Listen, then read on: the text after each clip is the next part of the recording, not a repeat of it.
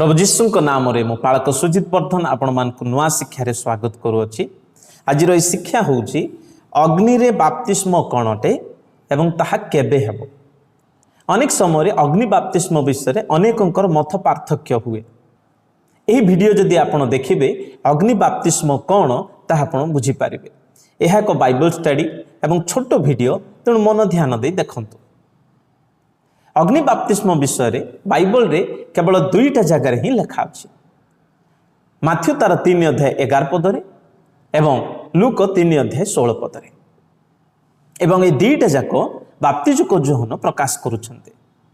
देखंतु माथ्यू 3 रो 11 पदरे बाप्तिजुक जोहन कोन कहउछन्ती आमे पढिबा। मु सिना तुम्भ मानकु मन परिवर्तन निमंते जलरे बाप्तिस्म देउछि, मात्र मो उतारे जे आसुअछन्ति से मो ठारु अधिक शक्तिमान, ताहांक पादुका बहन करिबा पई मु योग्य नुहे। से तुम्भ मानकु पवित्र आत्मा और अग्नि रे बाप्तिस्म देबे।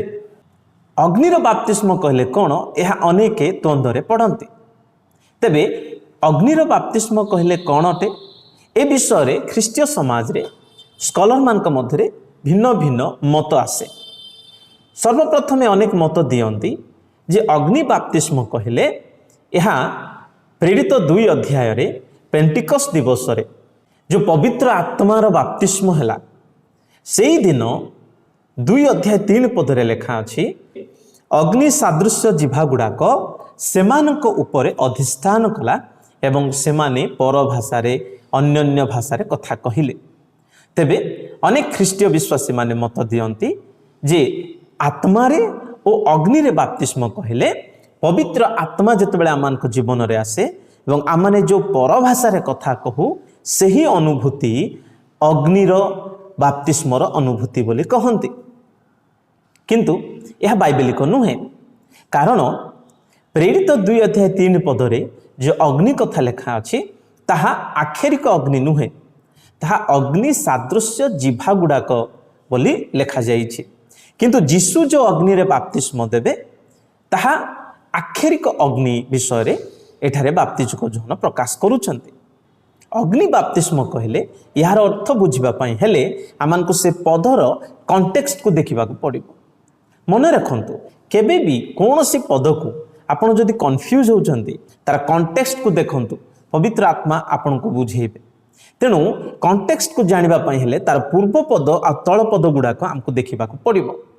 तार पूर्व पदरे भी अग्नि विषय लेखा अछि एवं तार तळ पदरे मध्य अग्नि विषय लेखा अछि।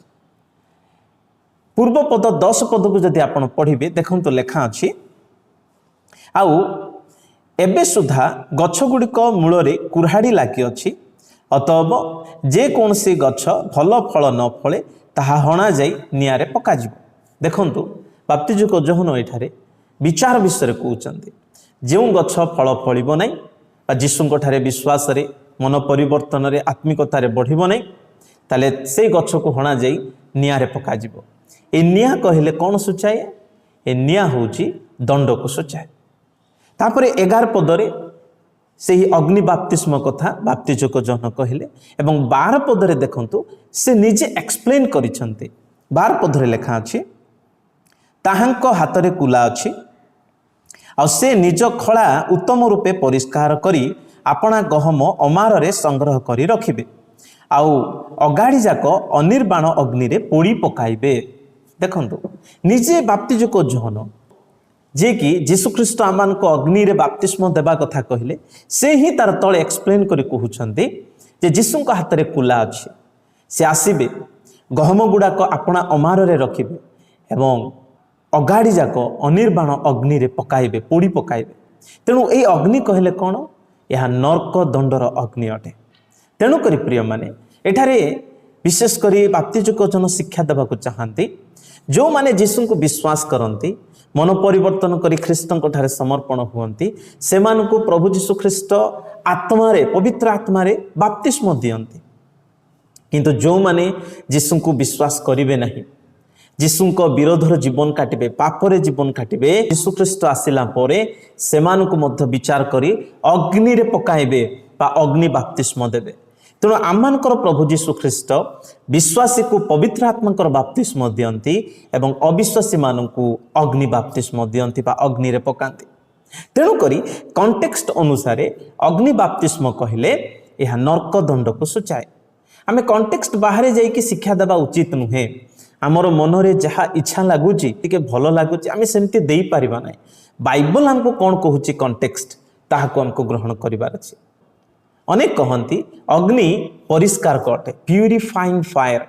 तेणुक अग्नि द्वारा बाप्तिस्म कहले अनेक शिक्षा अनुसार आम जो दुख कष्ट रूप अग्नि रे जाओ प्रभु आमको ये दुख द्वारा अग्नि द्वारा परिष्कार करती बोली ये अग्नि बाप्तिस्म को सूचाती। अनेक जीशुंकर दुख रूप जो मृत्युवरणर बाप्तिस्म कहती किंतु ये पद अनुसार जीशु ए बाप्तिस्म देवे जीशु निजे ग्रहण करने कथा लिखा ही ना। तेणुक प्रिय माने कॉन्टेक्स्ट आम को गुरुत्व दिए।